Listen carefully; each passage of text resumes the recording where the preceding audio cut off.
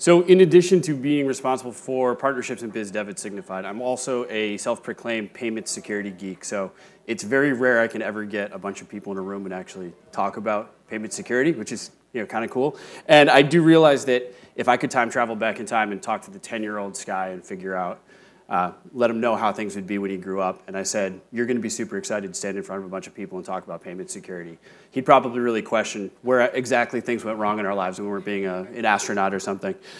So we're going to talk a little bit about a shift that I think is really interesting in the payment space today, right? Specifically around fraud and where liability sits. Now, you probably saw when you saw the title that you probably thought this would be a presentation around maybe what you guys were doing, or what you could do better, what maybe you were doing wrong and how we'd change it, but that's really not where I'm going to focus. So I think that probably the biggest thing I can tell you is where we started going wrong. So from not just from a company perspective, if you know the history of Signifyd, I'll talk about it just really briefly and then get off of it, but where we sort of went wrong when we first entered the fraud space, and then also where we as just a group of vendors kind of went wrong and kind of steered everyone else wrong. So I think for a while, you didn't have many options other than to go a particular direction with regards to fraud tools, and I think that's about to change. So the presentation today is titled From Loss Prevention to Profit Center. In a lot of ways, I think this could be retitled From Fearful to Fearless, because most of the decisions we make around fraud today, rightfully so, are actually, here you go. So most of the decisions we make with regards to fraud today, the way we build our teams, the tools we put in place, the decisions that we make, are really based around this idea of fear, right? So we're afraid that bad things are going to happen to us. And it makes a ton of sense. I'm a slide behind everything, so if at any time something seems like it's just going off the rails, throw something at me and I'll fix it. So a lot of the decisions we've made so far have been around fear, right? So we're afraid of something bad happening to us because every one of us has been in a spot. And as you start to understand what we do, we've been there as well. But every one of us has been in a spot where you have that one really bad month or that one really bad week or even one really bad transaction that happens that just kind of destroys your business model. Something terrible happens.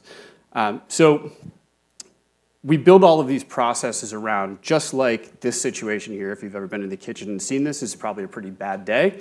We build a set of processes around specifically this bad thing that happened because as human beings, we don't like to do things that hurt us, right? We have an instinct to say, I'm going to avoid these things that are painful.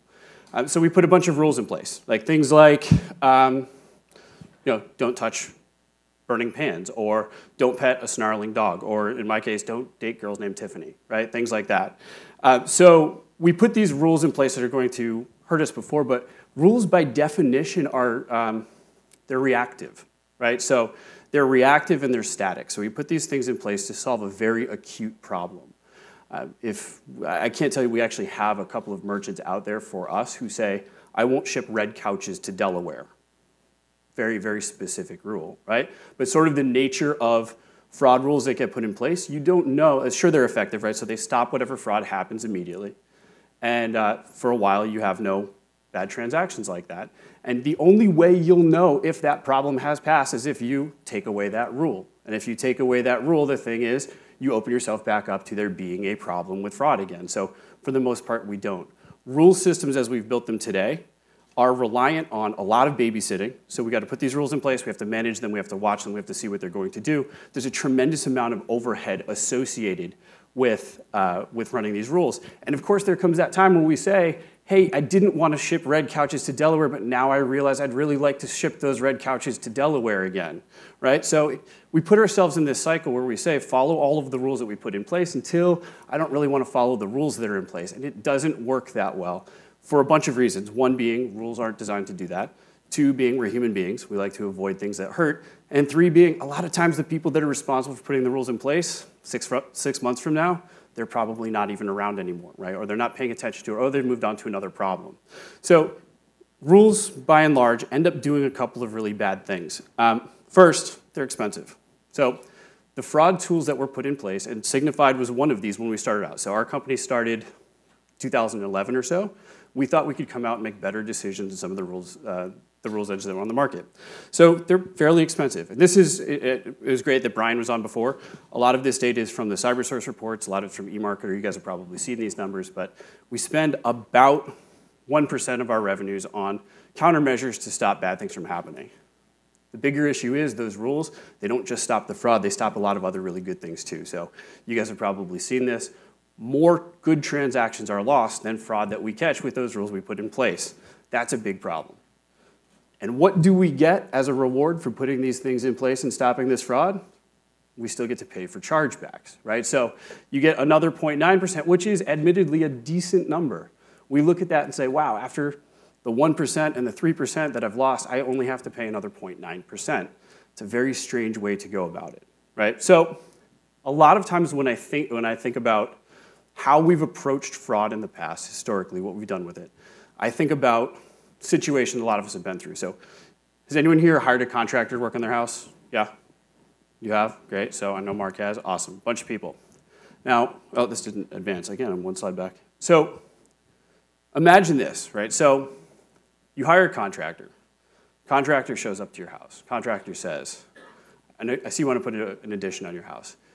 Here's a hammer. If I were you, I would hit that thing right there, and I'd keep going until you build that wing of your house. And if it falls down, sorry about that. We're going to try harder next time. That's really how we've sort of approached this notion of fraud historically, right? So we hire someone to show up and give us a recommendation as to what they think we should do with our orders. They give us our recommendation. We ship something out or we don't ship it out. And at the end of the day, what happens is, well, if there was fraud on that, that's a problem, right? Here's the shift that I think we're right in the middle of now. And I think a lot of it is due to the convergence of in-store traffic and online traffic, right? So we're getting some of that omni-channel carryover. We're also starting to see a couple of tools that have been in use around the world in different ways, shapes, and forms. So a lot of things like the 3D Secure protocol, stuff that comes out. So 3D Secure 2.0 is coming out. Interesting, some problems with it on the front end from an adoption perspective. So if anyone's tried to implement it, you're probably more worried about abandonment than some other issues. But there's this idea of why should I, as a merchant, be liable for fraud that comes out when I started my company to sell widgets, right? So no merchant that I have ever known has said, you know what I'd really like to do is I'd like to sell widgets, and I'd also like to be a tax expert. Or I am going to sell widgets, and I'd also like to be a payroll expert. Or in this case, I'd like to sell widgets, and I'd also like to be a fraud expert. It's just one of those things that you end up having to pick up along the way. We wrote a really good piece recently regarding the importance of focus for merchants in growing their business. And we found that, I mean, the numbers, there's so many variables that go into it, but as much as 7% increase in sales could be attributed to just focus on the things that are core to you. Drop the stuff that's not, right? And I truly believe that from a merchant perspective, that notion of taking liability for fraud, needing to build out that fraud team is something that doesn't really lie core to most merchants' responsibilities. It's something that's a bit outside. So we started looking at this and saying, what if in the industry we had this entire liability shift? We let merchants focus on exactly what they went into business to do in the first place. And now we're finally at a point where there are some tools to do that. Whereas before we were reliant on these big rules gates that I always compared to like a game of Plinko. Right? You drop a transaction on one side, it hits a bunch of rules, it bounces around, it gets to the bottom, and it's either good, bad, or in the middle. Well, now we don't have to deal with that quite as much. So combination of things like machine learning, big data analytics, a lot of this stuff that, for those of you who were in the session previous that Brian spoke about from the CyberSource side, a lot of that is just now getting to a point where we can use that at scale. Right? So the idea of having a machine start to write some rules for humans takes a lot off of our plate that we don't have to do ourselves. Now, that said, you still do need a little bit of human expertise. I'm not saying that rules are going to go away entirely. We're always going to have very, very acute problems we need to put something in place for. But the idea of maintaining those sets, there are better ways to do it, right? Better, more throughput that can come through. So we have this concept of let's put some devices in place. And it's, at some point, you will see Signified at one of these conferences wearing T-shirts that say,